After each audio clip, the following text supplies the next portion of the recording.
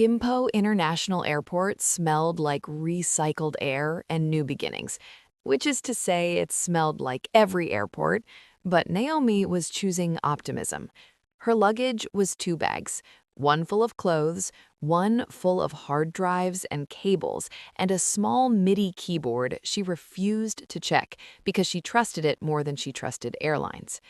The rep from Solaris Entertainment met her at arrivals holding a sign with her name spelled incorrectly, Naomi Adeyemi, with the accent on the wrong syllable, which meant nobody had bothered to learn it right.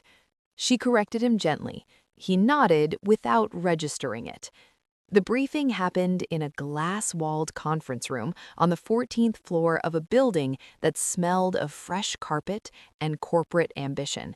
3 people sat across from her. A woman in her 40s with the posture of someone who had survived 100 of these meetings, a younger man in a tight blazer who was clearly auditioning to be important, and a lawyer whose entire presence suggested this conversation wasn't being recorded, but also definitely was. The arrangement, the woman explained, was simple. Naomi would be contracted as a creative consultant, not a songwriter, not officially, never officially, for one of their flagship artists. The artist in question was experiencing what they delicately called a creative period of adjustment. He needed new music, good music, the kind that sounds effortless and costs everything. She had the discography to prove she could deliver it. The financial terms were, by any objective measure, extraordinary. The confidentiality clause was, by any objective measure, airtight. "When do I meet him?" Naomi asked. The woman smiled the way people smile when the answer is complicated. "You don't, not yet. Everything will happen through the shared workstation. Think of it as a creative distance. It helps some artists to separate the music from the personality." Naomi looked at the non-disclosure agreement in front of her and thought about the 41 songs and the rent and the lights in her Brixton flat. She signed. Subscribe and hit the notification bell. There's a lot more story where this came from. The apartment they gave her was in Mapogu, small, clean, full of the kind of silence that feels deliberate. She set up her equipment on the first night, connected to the shared digital audio workstation, and waited.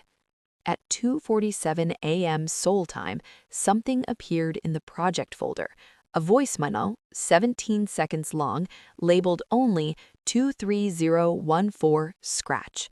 She pressed play. It was him. She didn't know his voice yet, but she knew the feeling of the sound. Raw and slightly embarrassed, like a first draft always sounds, like someone caught thinking out loud. He was humming something, a melody that curved upward at the end, like a question, like he wasn't sure he meant it yet. She listened to it 4 times. Then she built something underneath it, chords that answered the question he'd been afraid to finish, and uploaded it to the shared folder at 4 a.m. and fell asleep at her keyboard. In the morning, there was a new file. No name, just a voice note, 6 seconds long. You heard it. 2 words and a full stop. That was all. And yet, something about the way he said it, like relief and surprise fighting for the same breath, told her he hadn't expected anyone to actually hear what he was trying to say. She opened a text document in the shared workspace, the only place they were permitted to communicate. She typed, "That's what I do." Then she closed the document and got to work. This is how it went for 3 months. Files appearing in the dark, messages left like notes under doors. She would build a world of sound, and he would walk into it and leave marks. A changed chord here, a word crossed out there, a voice note that sometimes wasn't music at all, just him talking, low and half awake, about a thought he'd had or a memory he couldn't shake. She would respond through the music itself, embedding answers in the chord progressions, in the tempo shifts, in the spaces between the notes. She learned him like you learn a language, slowly and then all at once. She learned that he wrote best after midnight and worst in the mornings, that he heard rhythm before melody. That when he was frustrated, he'd leave a project file open with nothing in it, like a blank stare. That when he was genuinely moved by something she'd built, he wouldn't say so directly, he'd just add his voice to it, quiet and careful, like he was afraid to break it. She did not learn his face. She had been explicitly instructed not to search for it. She searched for it. Taeyang, stage name only, 24, former member of a 5-piece group that had fractured publicly and painfully 2 years ago. Now, solo, which in the Korean entertainment system meant swimming in open water with the label's hand hovering somewhere near your shoulder, never quite holding you up. His publicly facing image was composed and magnetic, dark studio photos, minimal interviews, a controlled distance that his fans had constructed an entire mythology around. They called him the Silent Son. They didn't know he left voice memos at 2 a.m. that sounded like someone trying to remember how to breathe. But here's what didn't make the fan pages, what no profile piece had caught. The exhaustion underneath the composure. She could hear it in every file he uploaded. The way a melody would start strong and then thin out, like he'd run out of something essential halfway through. She'd heard burnout before, had written for artists who were coasting on the fumes of their own talent. But this was different. This was someone who still deeply wanted to make something real and had completely lost access to the part of himself that knew how to start. She began to worry about him, not professionally, actually worry. The concerns settled into her chest like a dull ache, the kind you can't quite locate because it isn't really yours. She started staying up later, not because deadlines demanded it, but because she'd noticed his activity timestamps and didn't want him to be working alone at 3 a.m. in the particular way that 3 a.m. can feel like the end of something.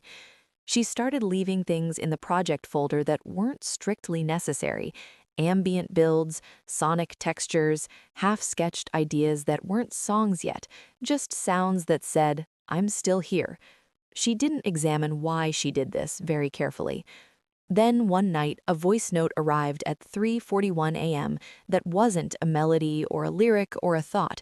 It was 42 seconds of silence, followed by him saying, very quietly, "I don't know if I'm doing this right. Any of it. This, music, all of it." And then the file ended. She sat in front of her screen in the dark of her Mapogu apartment and felt the bottom drop out of something. She opened the shared document. She typed, "You're doing it right. I promise. The song we finished last week, that wasn't me. That was you finding your way back in. I just held the door." She deleted it. Typed it again, deleted it again, wrote instead, "I heard you. Keep going." He didn't respond that night, but the next evening a new project file appeared, full, detailed, alive with intention, like someone who had decided to stay. The first single dropped on a Friday, and by Saturday it was #1 in 6 countries. Naomi found out through her phone's news alert at 7 a.m. She sat on the edge of her bed in an oversized t-shirt and read the headline 3 times, and then set her phone face down on the mattress and pressed both palms flat against her knees and breathed. The song was called Between Frequencies. She had written every word of it. She had built the instrumental from the ground up, a sparse piano loop that expanded into something oceanic, and he had brought his voice to it with a tenderness that she knew objectively would make people feel things in cars and on trains and in the specific loneliness of 11 p.m. on a weeknight. The credits read, "Produced by TY Studio, written by TY Studio." TY Studio was Taeyang. There was no mention of a woman in a Mapogu apartment who had held the door. She had known this would happen. It was in the contract. She had signed it. She made coffee and went to work on the next song. The second single followed 6 weeks later, then a third. The industry began murmuring about a Taeyang resurgence. Pieces appeared about his creative evolution, his depth, his return from commercial wilderness. One music journalist called him an artist who has rediscovered his own interior. Naomi read that one twice and laughed, the kind of laugh that isn't quite laughter, the kind that lives in the same zip code as crying. In the shared workspace, something was shifting. His messages were getting longer, more specific, less guarded. He started referencing conversations they'd technically never had, like that thing you wrote last week about the melody feeling like remembering, which meant he was rereading her old notes, going back through their entire archive of communication, the way you reread old messages from someone you've started thinking about differently. She noticed. She did not say anything about noticing. Then came the message that changed everything. It arrived on a Tuesday in a text document, and she opened it at noon with her second coffee, and the world did something violent and irreversible. Someone is talking. There's a leak. Someone told a journalist that I'm not writing my own music. They have timestamps. They have file metadata. My label is handling it, but I think things are about to get complicated. I'm sorry. I needed you to know first. She read it standing up. Her coffee went cold on the desk. Her hands, without her permission, had found each other and were gripping tight. Knuckles pale, palms damp, heart doing something rapid and ungraceful beneath her ribs. She typed back, "How bad?" His response came in 40 seconds. "Bad enough that they want to meet, both of us, in the same room, today." She stared at the screen. 3 months of carefully maintained distance, of a relationship built entirely in the space between file uploads and midnight voice notes, of knowing someone's creative DNA more intimately than most people know the face of their closest friend. All of it had just been collapsed into the word today. She closed the laptop, opened it, closed it again. Then she got dressed and called the car the label sent and sat in the back seat, watching Seoul move past the windows and tried to remember how to exist in 3 dimensions. The conference room on the 14th floor looked the same carpet, the same glass walls, the same woman with the posture of someone who had survived 100 of these meetings. The lawyer was there again. The younger man in the tight blazer was there again. Taeyang was already seated when she walked in, and she knew it was him before she looked at his face because the room had shifted around him in the way rooms shift around people who carry a particular gravity. He was looking at the table. He looked up when she entered. He looked exactly like his photos and completely unlike them at the same time. She sat across from him. Neither of them spoke. The distance between them felt filled with every voice note she'd heard at 3 a.m. and every message she almost sent and decided against. "We have a situation," she began. The situation was this. A music blog with enough credibility to matter had published a piece questioning the authorship of Taeyong's recent work. The metadata was circumstantial but suggestive. The journalist had sources, plural. The story was already spreading. Solaris Entertainment's social media team was doing damage control, but damage control has a limited window before it becomes visible, and the visibility itself becomes the story. Our proposed solution, she slid a document across the table, is a narrative correction. We position Naomi not as a ghostwriter, but as a creative partner, a collaborator. The story becomes one of artistic co-creation, an international partnership. To make this work credibly, we need the public to see you together, publicly, plausibly. She paused. We're suggesting a relationship arc. The silence that followed was specific in its texture. You want us to pretend to date. Not a question. Flat. We want you to allow the public to draw their own conclusions based on your public appearances together, which is different. It isn't, Taeyang said. His voice was the first thing she'd heard from him in 3 dimensions, and it was lower than the voice memos, rougher at the edges. He still wasn't quite looking at her. It protects both of you, the lawyer said. Naomi looked at the document in front of her. Then she looked at Taeyang, who was now looking at her with an expression she couldn't fully read, something between apology and something else, something older and less nameable. I need a minute, she said. She stepped into the hallway. The door closed behind her.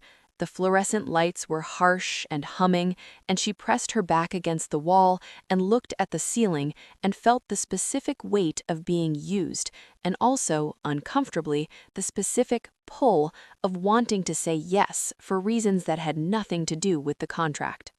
She went back in. She sat down, she picked up the pen, she said, "I have conditions." The first public appearance was a dinner, a restaurant visible enough to be photographed, intimate enough to seem personal.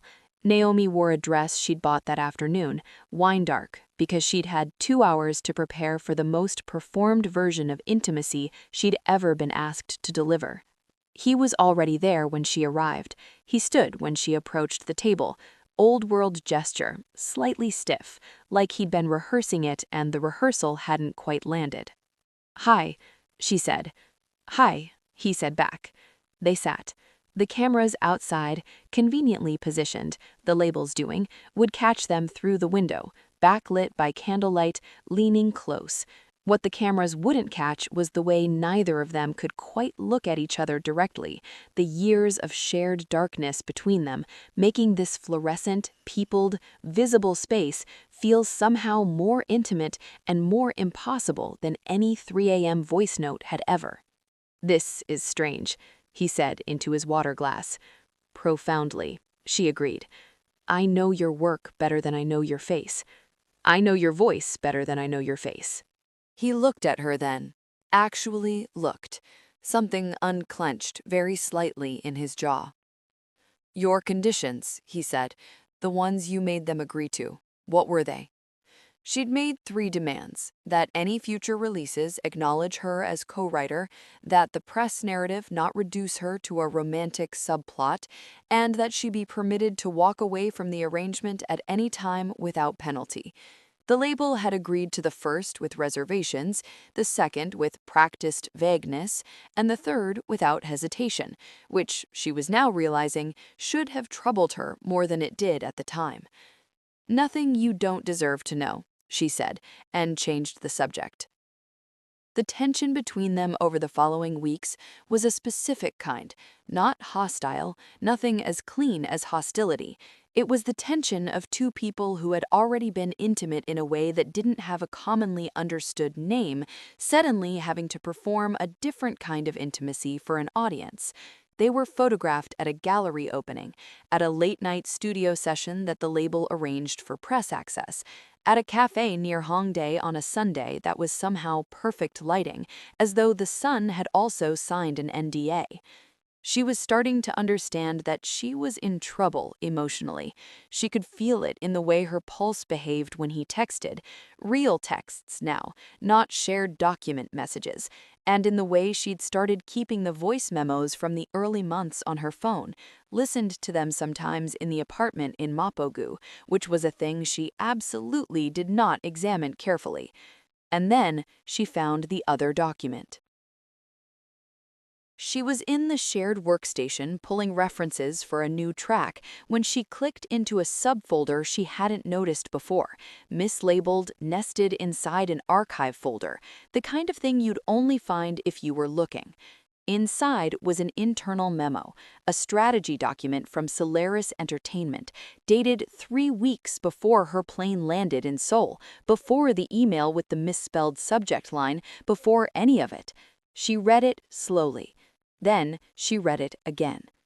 The memo outlined a plan, not just to hire a ghostwriter, but to hire one specifically whose face and identity would make the authenticity narrative easier to manage, a Black British songwriter with no existing public profile, who could be kept at a professional distance indefinitely, whose name could be leveraged later as a diversity narrative if the story became unsustainable.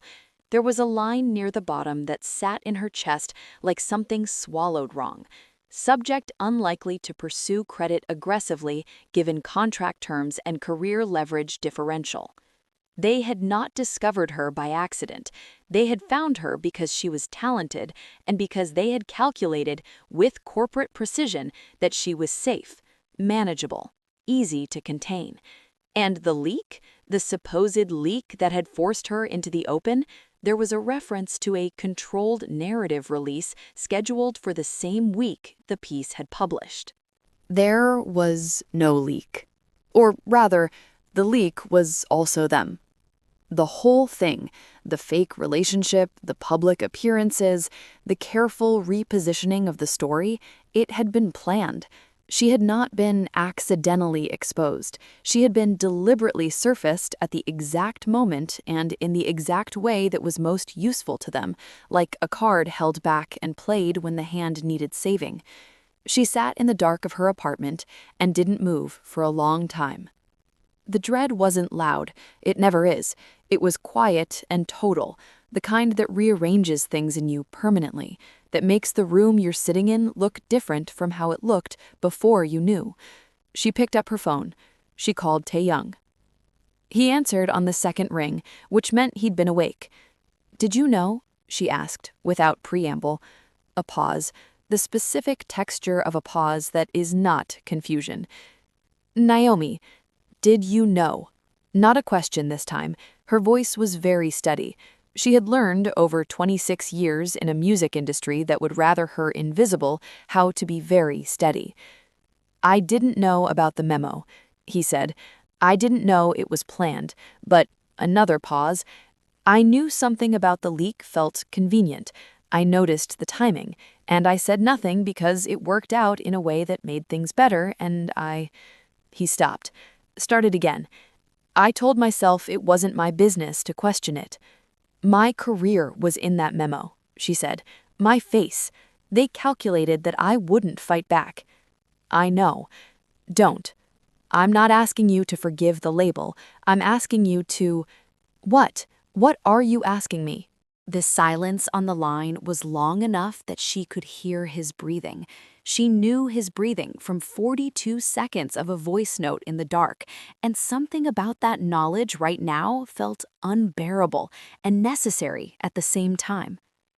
"I'm asking you to let me fix it," he said, publicly, on my terms, not theirs. "And what does that look like?"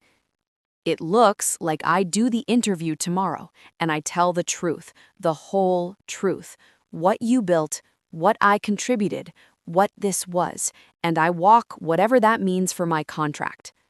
She pressed her hand against her sternum. The sensation there was complex. Anger, still, and underneath it something terrified, and underneath that, a warmth she hadn't given herself permission to name. "That would hurt your career," she said.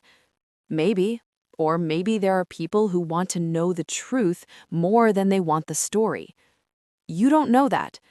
"No," he said, "but you built something real in those sessions. You made music that matters, and I'm done letting them bury the person who actually made it." She closed her eyes. The city outside her window was loud and alive, and she was 26, and she had written 41 songs that belonged to other people, and she was tired in her bones and her hands and her chest of being useful and invisible. "I have conditions," she said again, and she heard him exhale, long and releasing, like something had just been allowed to be what it always was. "Name them," he said. The interview aired on a Tuesday, not a controlled drip through the label's PR system, a long-form conversation with a journalist known specifically for asking the questions that entertainment companies spend their PR budgets preventing. Naomi sat next to Tae-young on a plain set, no styling teams, artful lighting, just the two of them, and microphones, and the specific discomfort of being visible in all the ways that matter. He told the truth. She told the truth. They didn't perform anything. He described the digital workstation, the voice memos, the file swapping across a creative distance that had, over 3 months, become something else entirely, a language, a trust, a creative intimacy that didn't have a clean name for it, but had produced between them some of the most honest music either of them had made. He said her name correctly. He said it repeatedly. He said that the credits were wrong and that he was correcting the public record and that any future work would carry both their names and that this was not negotiable with Solaris Entertainment or anyone else. The label's response came in the form of a very urgent phone call that neither of them answered. The internet, as it sometimes does when it witnesses something that feels like truth, caught fire in the good way. Thousands of comments from people who had grown up watching artists be separated from their work, from fans who recognized something honest in the discomfort of the interview, from music journalists who had been circling this story for months and now had the full shape of it, and from somewhere in the noise, a particular community.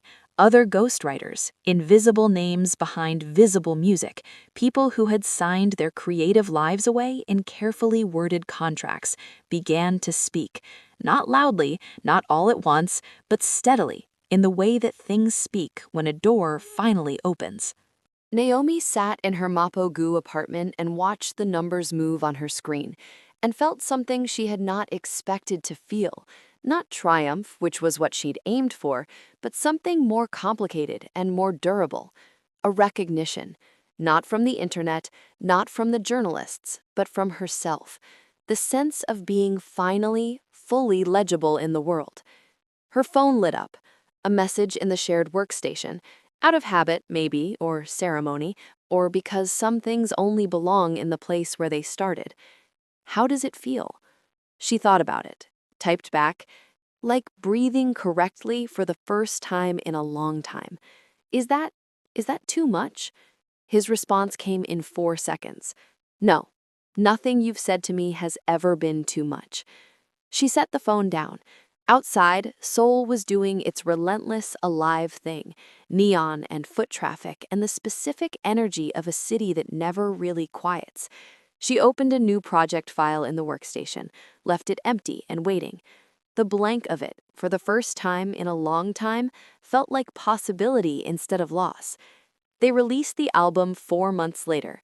The cover was a photograph, not of Taeyang alone in a controlled, artfully lit studio portrait, but of both of them, caught mid-conversation at a piano, the image slightly out of focus at the edges, the kind of photo that looks like a real moment because it was. The credits read what the credits should always have read. Written by Naomi Adeyemi and Kim Taeyang. 42 songs. She was still counting. Some stories about the music industry end with the system unchanged and the person inside it changed just enough to survive it. This one didn't. This one ended with a conversation that kept going, a workstation that stayed open, and 2 people who had learned each other's interior language through months of carefully exchanged files and 3 a.m. voice notes, deciding that maybe, slowly, with conditions, with full knowledge of what they were walking into, the real thing was worth attempting. Naomi Adeyemi went back to London twice in the following year, and each time she came back to Seoul. She told herself it was for the music. That wasn't entirely wrong. Taeyang left Solaris Entertainment at contract's end. The music he made after, freer, stranger, less managed, found a smaller audience and satisfied something larger in him. He said in one interview that the best creative decision he ever made was letting someone else hear the scratch he almost deleted. The journalist asked him to elaborate. He smiled and said, "She knows." The shared workstation is still open. There are still new files in it most mornings.